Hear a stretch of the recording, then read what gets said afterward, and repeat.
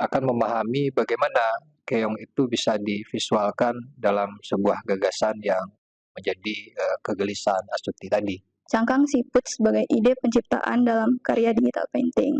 Siput tidak bisa hidup tanpa cangkangnya. Oke. Assalamualaikum warahmatullahi wabarakatuh. Berjumpa lagi kita di Asa Studio Art. Kali ini kita di studio lukis dari Departemen Seni Rupa Universitas Negeri Padang. Yang kali ini kita bersama Astuti Puji Lestari. Ya, dia angkatan 2021. Yang kali ini bimbingan tugas akhir yang berjudul Keong sebagai ide dalam karya digital painting. Nah, sudah 6 karya yang sudah ditampilkan, yang dihasilkan oleh Astuti, yang sudah beberapa kali kita bimbingan. Nah, tentu dari bimbingan tersebut sudah mendapatkan pandangan karya yang akan ditampilkan akan lebih baik. Nah, dari sisi bagaimana menciptakan karya yang estetis, atau juga bagaimana dalam metode untuk menciptakan karya tersebut agar dia bersifat dia ilmiah. Ini yang menjadi tuntutan kita di laporan nantinya. Nah, Astuti, ini ada 6 karya yang identik dengan visual keong ini seluruhnya. Ada keong dan juga ada 3-4 sketsa alternatif. Juga ada keong dan ada ikan yang dimakan oleh keong. Dan ada keong yang tertusuk, paku. Nah, tentu itu mempunyai cerita tentang keong itu. Keong itu dia berbicara atau dia mungkin dimetaforkan dalam bentuk kegelisahan Astuti seperti apa, yang tentunya itu menjadi latar belakang di dalam penulisan nantinya. Nah, mungkin dari penjabaran Astuti nantinya teman-teman kita yang nonton di sana akan memahami bagaimana keong itu bisa divisualkan dalam sebuah gagasan yang menjadi kegelisahan Astuti tadi. Nah, mungkin sebelum Astuti menjelaskan, perkenalkan dulu nama, kemudian mahasiswa apa, dan kemudian juga judul karya yang lengkapnya seperti apa. Ya. Perkenalkan, nama saya Astuti Puji Lestari dengan NIM 21020007. Nah, saya berada di program studi pendidikan seni rupa, dan untuk judul yang saya angkat ini yaitu berjudul Cangkang Siput sebagai ide penciptaan dalam karya digital painting. Nah, untuk latar belakang penciptaan saya yaitu berangkat dari kegelisahan saya saat berada di perantauan, di mana di sini saya merasa keterasingan karena berada di lingkungan baru. Nah, jadi saya merasa rindu akan rumah. Kemudian muncullah pemikiran saya tentang pentingnya sosok rumah itu. Nah, rumah itu menurut saya tidak hanya berwujud sebagai bangunan, akan tetapi rumah itu harus ada di dalam diri kita sendiri. Nah, dari situlah munculnya keterkaitan antara rumah dengan cangkang siput ini. Nah, cangkang siput ini merupakan rumah bagi siput, yang dimana cangkang ini tidak bisa lepas dari cangkang. Mereka memiliki hubungan yang sangat erat, di mana siput tidak bisa hidup tanpa cangkangnya. Dia sudah melekat pada cangkang tersebut. Oke, Astuti. Nah, jadi dari pengalaman Astuti pindah atau merantau ke Sumatera Barat ini menjadi sebuah kegelisahan yang tentunya itu menjadi wilayah ungkap untuk divisualisasikan kepada keong. Ya, keong mau keong beracun atau mau keong yang nggak beracun, itu terserah. Ya, pokoknya keong gitu ya, yang disebut dengan seafood juga semacam dia abadi dengan rumahnya, kemana dia berangkat, kemana dia jalan, kemana dia menuju sesuatu tempat, itu dia selalu membawa rumah tersebut. Jadi keong itu menjadi sebuah ciri khas. Keong itu selalu mementingkan rumahnya.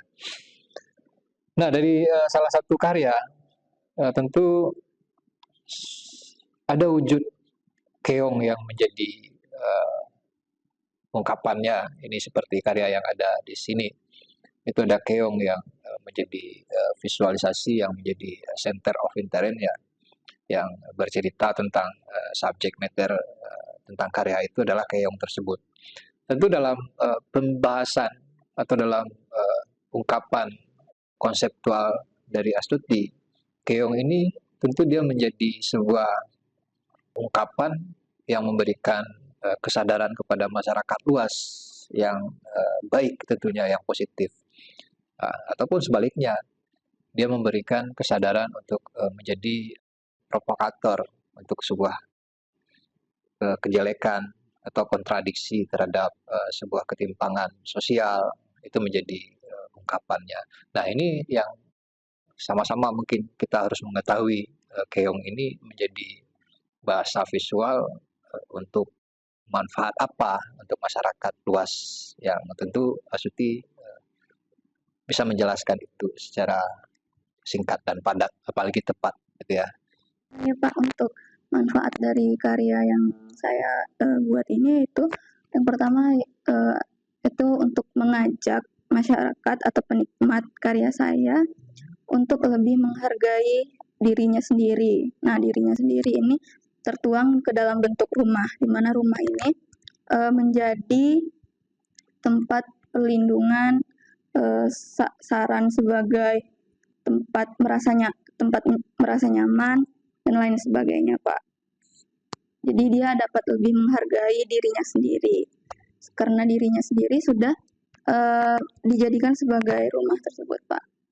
Di penyampaian Astuti tentu kita dapat memahami itu ya, penonton juga kita dapat memahami begitu pentingnya rumah itu, karena rumah ini memberikan keteduhan di kehidupan kita sehari-hari ya. Tapi ada juga rumah itu yang panas, ada juga rumah itu yang dingin, bukan karena ada pohon-pohon di situ, tapi ada kerukunan yang terjadi di rumah tangga itu. Akhirnya walaupun rumah itu rumah kontrakan, walaupun rumah itu rumah di jalanan, di bawah kolong jembatan, tapi ada keharmonisan, kedamaian, dan di situ juga akan mendapatkan sebuah ketenangan. Jadi kita yang hidup sekarang ini bisa saja mendapatkan hal-hal yang mungkin tidak terbayangkan sebelumnya, tapi beberapa hari ke depan itu akan menjadi sebuah pelajaran atau menjadi sebuah manfaat yang berarti tentunya ya Astuti. Baik itu di segi finansial, kita tidak memiliki rumah ataupun tidak, tapi di dalam sisi kebahagiaan itu tidak hanya mempunyai atau memiliki rumah tersebut, tapi dari kedamaian dan keharmonisan kita itu menjadi kebahagiaan itu menghampiri kita. Oke, Astuti mungkin ada kata-kata untuk teman-teman kita yang ada menonton di sana, bagaimana mendapatkan spirit untuk berkarya, karena beberapa minggu baru kita tidak bertemu, karyanya sudah siap 6. Nah, bagaimana spirit itu bisa Astuti tularkan kepada penonton yang ada di layar situ. Oke, Astuti.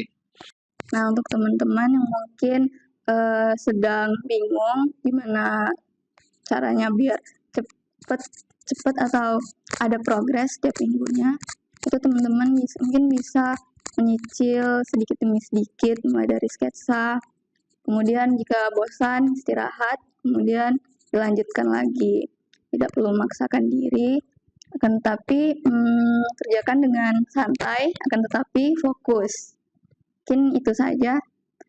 Oke, terima kasih Astuti. Semoga teman-teman kita yang ada di layar sana dia mendapat mencerna dan menjadikan sebuah motivasi yang baik juga ke depannya nantinya. Terima kasih untuk kita semua.